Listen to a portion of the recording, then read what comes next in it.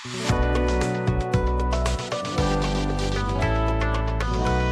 Guys, welcome back to my channel at the rate doctor study. Guys, this is Manjeet and आज के video में हम बात करने जा रहे हैं हमारे फिजियोलॉजी के नेक्स्ट टॉपिक स्मॉल इंटेस्टाइन के बारे में, जिसमें हम स्मॉल इंटेस्टाइन के फंक्शनल एनाटॉमी की बात करेंगे, उसके फंक्शंस की बात करेंगे, साथ ही साथ कुछ उसके क्लिनिकल एनाटॉमीज के बारे में बात करेंगे। तो चलिए देखते हैं हम स्मॉल इंटेस्टाइन में। हम सबसे पहले देखते हैं स्मॉल इंटेस्टाइन के फंक्शनल एनाटॉमी के बारे में। Small intestine is the part of GI tract extending from pyloric sphincter to the ileocaecal valve opening into the large intestine. तो क्या बोला गया है कि जो स्मॉल इंटेस्टाइन है ये कहाँ से स्टार्ट होता है? पाइलोरिक स्फिंक्टर से स्टार्ट होता है और ओपन होता है into the large intestine at the ileocaecal wall.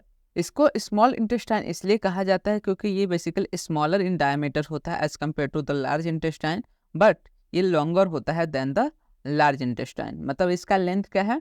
Large intestine से ज़्यादा है, लेकिन डायमीटर क्या है? कम होने की वजह से इसको स्मॉल इंटेस्टाइन कहा जाता है। साथ ही साथ बोला गया है कि it is of length about 6 metre. जो स्मॉल इंटेस्टाइन का लेंथ होता है वो अबाउट 6 मीटर होता है। नेक्स्ट बात आती है कि इंपॉर्टेंट फंक्शन ऑफ जो स्मॉल इंटेस्टाइन होता है is absorption. The maximum absorption of the digested food product takes place in the intestine. तो most of the digestion and the और उसका एब्जॉर्प्शन जो प्रोसेस रहता है वो किस में कैरी आउट होता है? Into the small intestine. आगे हम डिवीजन की बात करें तो बेसिकली जो स्मॉल इंटेस्टाइन है ये डिवाइडेड होता है into the 3 parts. Basically the proximal part जिसको ड्यूडेनम बोला जाता है, फिर इसके बाद आता है middle part that is the jejunum and distal part ileum. तो जो फर्स्ट प्रेजेंट पार्ट रहता है after the pyloric sphincter is the duodenal part, then start होता है जेजुनल पार्ट एंड लास्ट में हमारा ileum of the small intestine देखने को मिलता है। नेक्स्ट हम बात करते हैं ग्लैंड ऑफ स्मॉल इंटेस्टाइन की। तो बेसिकली क्रिप्स ऑफ ल्यूबरकुन और intestinal gland are simple tubular glands of intestine. तो बेसिकली क्या है? जो क्रिप्स ऑफ ल्यूबरकुन है वो क्या है? सिंपलर ट्यूबुलर ग्लैंड्स पाए जाते हैं इंटेस्टाइन में। अब इंटेस्टाइनल जो ग्लैंड्स रहते हैं इनको लाइन किया जाता है by the columnar cells. Columnar cells जो रहते हैं वो क्या करते हैं? इंटेस्टाइनल ग्लैंड्स को लाइनिंग प्रोवाइड करते हैं। अब टाइप्स ऑफ सेल्स जो बेसिकली कॉल्यूमनार सेल्स पोजेस करते हैं, तो इसमें सबसे पहले आता है अर्जेंटाफिन या फिर एंटोक्रोमैफिन सेल्स, जो कि basically intrinsic castle of factor secrete करते हैं। ठीक है, तो बेसिकली ग्लैंड में क्या देखा हम लोग ने कि क्रिप्स ऑफ ल्यूबरकुन या फिर इंटेस्टाइनल ग्लैंड्स जो होते हैं ये बेसिकली कैसे होते हैं? सिंपलर ट्यूबुलर ग्लैंड होते हैं जो कि लाइन होते हैं बाय द कॉल्यूमनार सेल्स। ये जो कॉल्यूमनार सेल्स है उनमें different different types of cells रहते हैं, जिनमें से पहला हम लोग ने देखा कि अर्जेंटाफिन या फिर इंट्रोक्रोमैफिन सेल्स रहते हैं, जिनका काम क्या है कि ये intrinsic factor of castle secrete करते हैं। नेक्स्ट आता है इसी में गॉबलेट सेल्स प्रेजेंट रहते हैं जो कि बेसिकली म्यूकस सिक्रेट करते हैं। एंड देन थर्ड आता है कि पेनिस सेल्स रहते हैं जो कि साइटोकाइंस, जिनको डिफेंसेंस कहा जाता है, वो सिक्रेट करते हैं। तो बेसिकली 3 तरह के सेल्स हमें इन कॉल्यूमनार लाइनिंग्स में देखने को मिलते हैं। आगे हम बात करते हैं properties and the composition of succus entericus. तो बेसिकली यहाँ पे सबसे पहले क्वेश्चन आता है कि सक्कस इंटेरिकस क्या होता है? तो basically secretion from the small intestine is called as succus entericus. मतलब जो भी स्मॉल इंटेस्टाइन में सिक्रेशंस देखने को मिलते हैं उन्हें क्या बोला जाता है? सक्कस इंटेरिकस बोला जाता है। तो उनके प्रॉपर्टीज और उनके कंपोजिशंस के बारे में जब हम बात करेंगे तो बेसिकली ये सिक्रेशंस रहता है वो अबाउट 1800 ml पर डे जो होता है अबाउट सक्कस इंटेरिकस सिक्रेट होते हैं into the small intestine. Reaction की बात करें तो ये बेसिकली अल्कलाइन इन रिएक्शन होते हैं जिनका पीएच अप्रोक्सीमेटली 8.3 होता है। कंपोजिशन की बात करें तो जो सक्कस इंटेरिकस है वो बेसिकली अबाउट 99.5% वाटर होता है एंड 0.5% सॉलिड होता है। एंड जो सॉलिड पार्ट है उसमें 2 चीज़ देखने को मिलते हैं, ऑर्गेनिक सब्सटेंस और इनऑर्गेनिक सब्सटेंस। जो ऑर्गेनिक सब्सटेंस है उनमें भी 2 डिविजन्स रहते हैं जिसमें एंजाइम्स रहते हैं and some other organic substances रहते हैं। अब जो एंजाइम्स पार्ट है बेसिकली वो प्रोटियोलाइटिक एंजाइम्स और अमाइलोलाइटिक एंजाइम्स और कुछ लिपोलाइटिक एंजाइम्स में डिवाइड होते हैं या फिर डिफ्रेंशिएट होते हैं। जो प्रोटियोलाइटिक एंजाइम्स रहते हैं वो क्या करते हैं? प्रोटीन्स का लाइसिस करते हैं। जितने भी प्रोटीन पार्ट्स रहते हैं फूड के उसका लाइसिस किसके द्वारा? प्रोटियोलाइटिक एंजाइम्स के थ्रू होता है। अमाइलोलाइटिक एंजाइम्स क्या करते हैं? जो भी कार्बोहाइड्रेट्स उसका लाइसिस कॉज करते हैं, उसको ब्रेक डाउन करते हैं। एंड लिपोलाइटिक एंजाइम्स लिपिड का ब्रेक डाउन करते हैं। फिर अदर ऑर्गेनिक सब्सटेंस में बेसिकली यहाँ पे हम लोग देखते हैं म्यूकस रहता है, इंट्रिंसिक फैक्टर रहते हैं और डिफेंसेस रहते हैं, जो कि हमारे सकस इंटेरिकस में कौन सिक्रेट करता है, बेसिकली जो कॉलमनार सेल्स की लाइनिंग रहती है वो सिक्रेट करते हैं। इनऑर्गेनिक सब्सटेंस में बेसिकली यहाँ पे sodium, calcium, potassium, bicarbonate, chloride, phosphate, sulphate, ये सारे जो इनऑर्गेनिक सब्सटेंस रहते हैं वो प्रेजेंट रहते हैं इनटू द सकस इंटेरिकस। आगे हम बात करते हैं तो बेसिकली फंक्शन ऑफ सकस इंटेरिकस के बारे में देखें तो जो फंक्शंस रहता है इसमें सबसे पहले आता है डाइजेस्टिव फंक्शन। तो जो एंजाइम्स प्रेजेंट रहते हैं सकस इंटेरिकस में वो क्या करते हैं, पार्शियली डाइजेस्टेड फूड को कन्वर्ट करते हैं into the final digestive products. मतलब कि जो माउथ में डाइजेशन हुआ था एंड जो स्टमक में डाइजेशन हुआ था, उन डाइजेशन के बाद जो पार्शियली डाइजेस्टेड फूड रहता है वो किसमें, स्मॉल इंटेस्टाइन में आता है। वहाँ पे क्या करते हैं, proteolytic enzymes, अमाइलोलाइटिक enzymes and lipolytic enzymes उन पे ऐड करते हैं और उनको फाइनल डाइजेस्टिव प्रोडक्ट्स में कन्वर्ट कर देते हैं। नेक्स्ट आता है सेकंड जो फंक्शन रहता है सकस इंटेरिकस का, that is the protective function. तो इसमें जो म्यूकस हम लोग ने देखा था इन द कॉलमनार लाइनिंग, तो वो क्या करते हैं, बेसिकली प्रोटेक्ट करते हैं intestinal wall from the acid chyme which enter in it from the stomach, thereby it prevents the intestinal ulcers। ठीक है, तो जो म्यूकस रहता है बेसिकली जो स्टमक से जो भी हमारे फूड एंटर करते हैं इनटू द इंटेस्टाइन, वो बेसिकली कैसे रहते हैं, एसिडिक रहते हैं, क्योंकि जो इंटेस्टाइन का इन्वायरमेंट वो एसिडिक इन्वायरमेंट है। तो उससे हमारे इंटेस्टाइन को कोई भी प्रॉब्लम ना हो, उसमें इंटेस्टाइन में कोई अल्सर ना प्रोड्यूस है, उससे बचाने का काम कौन करता है, म्यूकस। नेक्स्ट आता है इसमें कि डिफेंसेस, जो कि बेसिकली पेनिस सेल सिक्रेट करते हैं, are the antimicrobial peptides, and these peptides are called as natural peptide antibiotics, causes their role in killing the phagocytosed bacteria। जो phagocytosed बैक्टीरिया रहते हैं उनको किल करके बेसिकली डिफेंस प्रोवाइड करता है, इसीलिए इनको क्या बोला जाता है, एंटी माइक्रोबियल पेप्टाइड्स कहा जाता है। थर्ड आता है इनका function, that is the activator function. तो ये क्या करते हैं, बेसिकली जो इंट्रोकाइनेस प्रेजेंट रहता है इंटेस्टाइनल जूस में वो एक्टिवेट करता है ट्रिप्सिनोजेन को इनटू ट्रिप्सिन, और ये ट्रिप्सिन इन टर्न क्या करता है, एक्टिवेट करता है अदर एंजाइम्स को। मतलब क्या हो रहा है यहाँ पे, चेन रिएक्शन की तरह रहा है कि इंट्रोकाइनेस क्या कर रहा है, ट्रिप्सिनोजेन को कन्वर्ट कर रहा है इनटू ट्रिप्सिन, एंड देन ये जो ट्रिप्सिन है वो अदर एंजाइम्स को क्या करने का काम कर रहा है, एक्टिवेट करने का काम कर रहा है। तो एज अ एक्टिवेटर क्या करते हैं, ये फंक्शन करते हैं। नेक्स्ट फंक्शन की बात करें तो नेक्स्ट आता है होम्योपैथिक फंक्शन। तो जो इंट्रिंसिक फैक्टर ऑफ कैसल होता है जो कि इंटेस्टाइनल लेयर में प्रेजेंट रहता है, plays an important role in the erythropoiesis. It is necessary for the absorption of vitamin B12। तो बेसिकली हमारे बॉडी में दो चीज़ें प्रेजेंट रहनी चाहिए, इंट्रिंसिक फैक्टर और विटामिन B12, तभी क्या हो सकता है, वहाँ पे एरिथ्रोपोइसिस हो सकता है। तो जो विटामिन B12 है उसके एब्जॉर्प्शन के लिए इंट्रिंसिक फैक्टर और कैसल का होना जरूरी है, इसलिए ये क्या करता है, होम्योपैथिक फंक्शन में रोल प्ले करता है। नेक्स्ट आता है हाइड्रोलाइटिक प्रोसेस। तो बेसिकली क्या बोला गया है कि इंटेस्टाइनल जो जूसेस रहते हैं हेल्प करते हैं in the enzymatic reaction of the digestion. मतलब वही कि जितने भी चीज़ें आते हैं इंटेस्टाइन में उसको क्या किया जाता है, एंजाइम्स के थ्रू ब्रेक डाउन किया जाता है, उनका लाइसिस होता है। तो ये 5 बेसिक फंक्शंस हमें सकस इंटेरिकस के देखने को मिलते हैं, that is the secretions of the small intestine के। नेक्स्ट आता है बेसिकली जो हमारा स्मॉल इंटेस्टाइन है उसके क्या फंक्शन है, क्योंकि अभी तक हम लोग ने किसके, सकस इंटेरिकस के हम लोग ने फंक्शंस देख लिए। आगे हम बात करेंगे कि स्मॉल इंटेस्टाइन के क्या क्या फंक्शन है। तो सबसे पहले आता है that is the mechanical function. सबसे पहले क्या आता है, मैकेनिकल फंक्शन। तो mixing movement of small intestine helps in through the mixing of chyme with the digestive juices like the succus entericus, pancreatic juice and bile। तो basically सबसे पहला कौन सा फंक्शन देखने को मिलता है स्मॉल इंटेस्टाइन में, that is the mechanical function. तो मैकेनिकल फंक्शन के थ्रू वो क्या करते हैं, बेसिकली जो भी स्मॉल इंटेस्टाइन में डाइजेस्टेड फूड आते हैं उनको और अच्छे से किसके साथ, डाइजेस्टिव जूसेस जैसे कि सक्कस इंटेरिकस हो गए या फिर पेनक्रियाटिक जूस हो गए या फिर बाइल हो गए, उनके साथ मिक्स करते हैं ताकि उनमें जो एंजाइम्स वो अच्छे से क्या हो, अनडाइजेस्टेड फूड पार्ट पे क्या कर सके, वर्क कर सके और उनको ब्रेक डाउन कर सके into the final digestive products.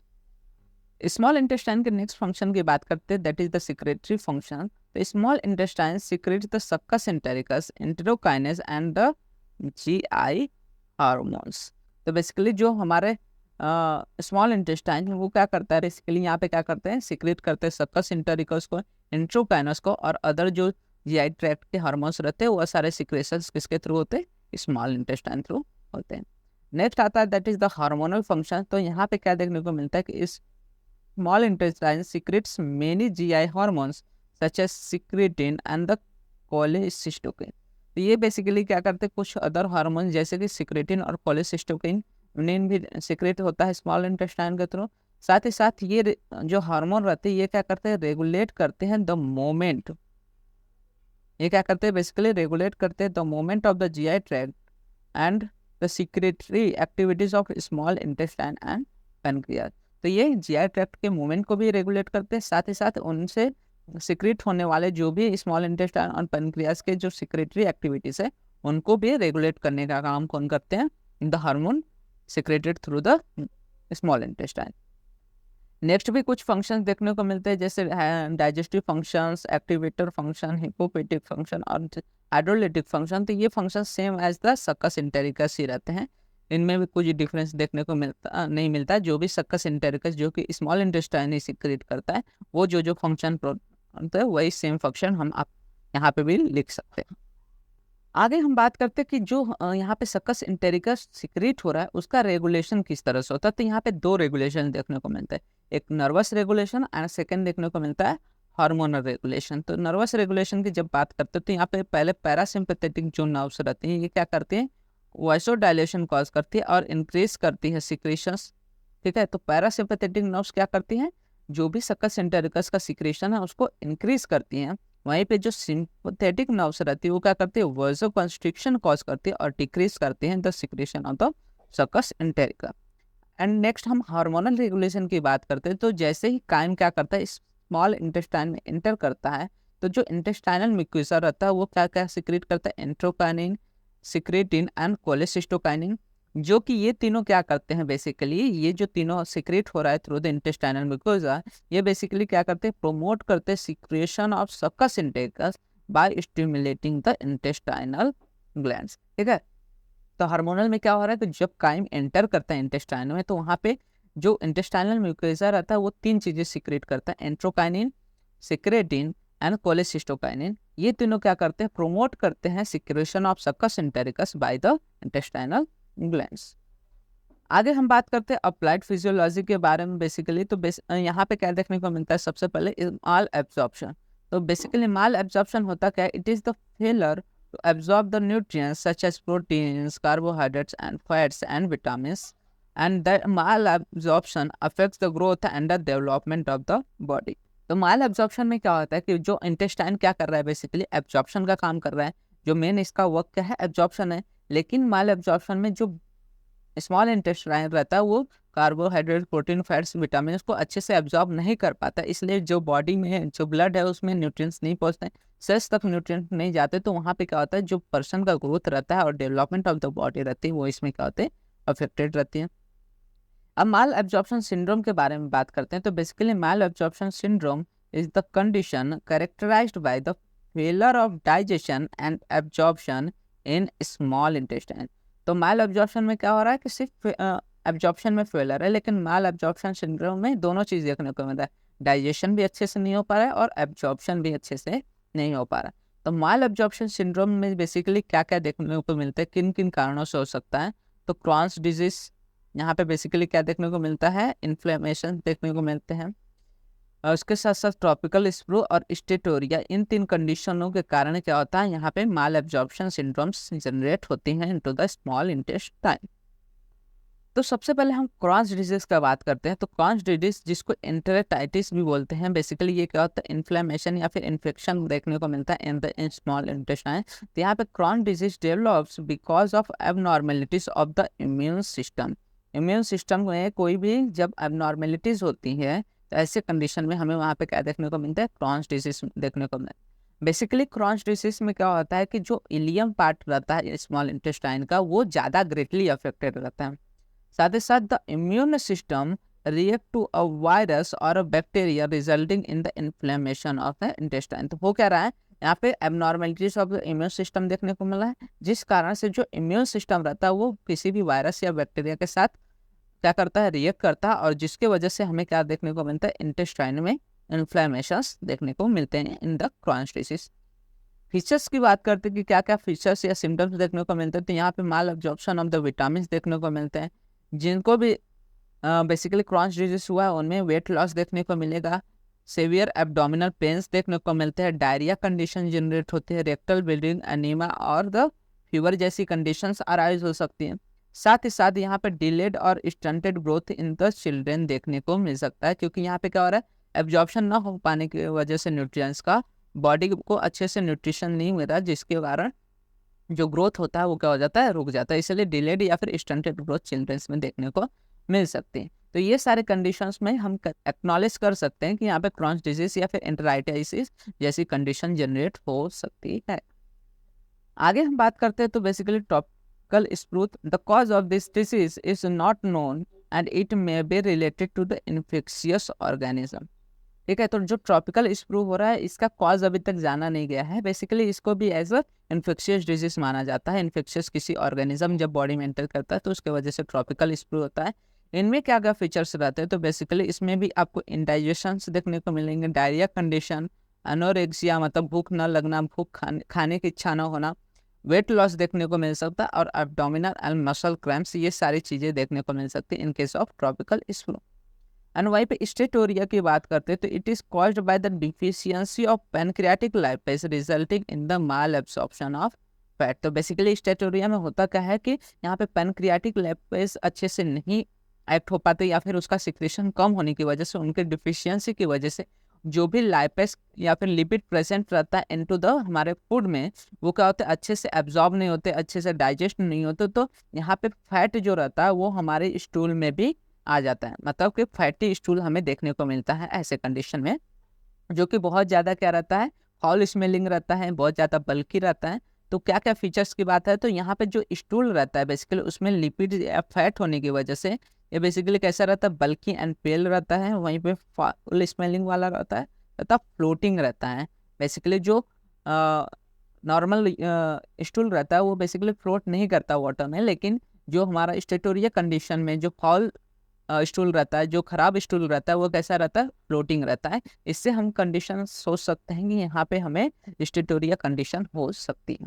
तो ये सारी कंडीशन में हमें बेसिकली क्या देखने को मिलता है, माल एब्जॉर्प्शन देखने को मिलता है इनटू द, या फिर माल एब्जॉर्प्शन सिंड्रोम देखने को मिल सकता है into the body of the person, जिसमें ये सारे बेसिकली क्या क्या चीज़ें आपको देखने को मिल, ज़्यादातर सिम्टोमेटिक क्या रहेंगे, वहाँ पे आपको पेन देखने को मिल सकता है, वेट लॉस देखने को मिल सकता है, एब्डोमिनल क्रैम्प्स देखने को मिल सकता है, डायरिया एंड इंडाइजेशन जैसी कंडीशंस अराइज हो सकती हैं।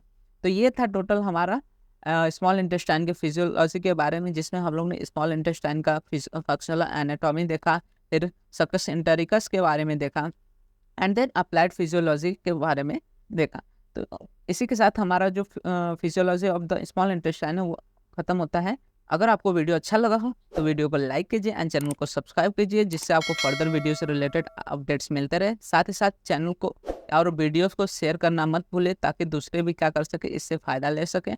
एंड आप हमारे इंस्टाग्राम एंड टेलीग्राम हैंडल्स को भी फॉलो कर सकते हैं, वहाँ पे आपको videos related and notes related updates provide हो जाते हैं।